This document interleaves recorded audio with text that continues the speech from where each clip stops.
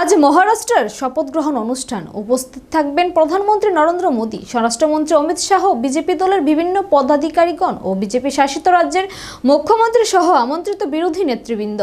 স্বাভাবিকভাবে ত্রিপুরা রাজ্যের মুখ্যমন্ত্রী ডক্টর মানিক সাহা গতকাল মহারাষ্ট্রের মুম্বাই নগরে এসে উপস্থিত হয়েছেন।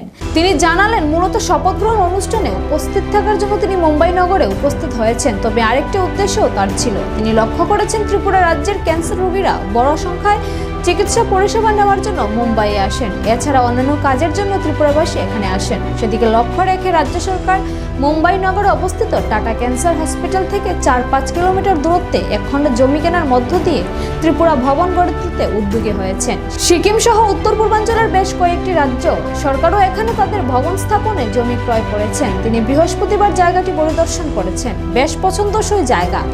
রাজ্যবাসী যারা বিভিন্ন কাজে এখানে আসবেন তারা সকলে উপকৃত হবেন। এ প্রসঙ্গে তিনি আরো বলেন যে ইতিমধ্যে এই প্রসঙ্গ ক্যাবিনেটের উত্থাপিত হয়েছে এবং 100 কোটি টাকা ভবন নির্মাণ কল্পে মঞ্জুর করা হয়েছে। কলকাতা, দিল্লি, চেন্নাই, এরপর মুম্বাইয়ে ত্রিপুরা ভবন স্থাপন রাজ্যের ইতিহাসে এক মাইলস্টোন হয়ে থাকবে।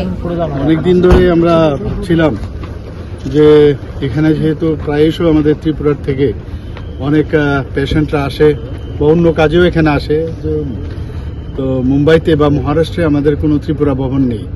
তো আমরা এই চিন্তা করে আমাদের ক্যাবিনেটে আমরা ত্রিপুরা ভবনের জন্য জায়গা আমরা এখানে নিয়েছি। তো এটা ফিজিক্যালি আমি এখানে এসেছি। আমি আজকে ভোট টেকিং সিরিমনিতে, আপনারা জানেন যে আজকে এখানে ভোট টেকিং সিরিমনি আমাদের মহারাষ্ট্রের মুখ্যমন্ত্রী আজকে নেবেন। তো আমি ভাবলাম এই সুযোগে আমি প্রোগ্রামটাও করে নিলাম, যে জায়গাটা দেখে নিই। তো দেখে খুব ভালো লাগলো, খুব লুক্রেটিভ জায়গা। আর খুব কাছে, এখান থেকে 4-5 কিলোমিটার হবে ওই আমাদের টাটা ক্যান্সার হসপিটাল যেটা আছে। যে সব দিক দিয়ে দুটো রাস্তা আছে, এদিকে সামনেও আছে, পেছনেও আছে, দুদিকে রাস্তা হচ্ছে। এবং এখানে সিকিম থেকে আরম্ভ করে অন্যান্য কয়েকটা স্টেট ওনারাও নিয়েছেন। তো আমি আশা করি যে এটার যে স্ট্রাকচার বা ওটার যে ডিজাইন বানানো হয়েছে, আমি দেখেছি 1-2 জায়গায় হয়তো বা আবার কথাবার্তা বলে একটু মডিফাই আমরা করব। তো আমরা অলরেডি প্রায় 100 কোটি টাকার মতো আমরা ক্যাবিনেটে স্যাংশন দিয়েছি। তো সেই অনুযায়ী জায়গাটা আমরা নিয়েছি।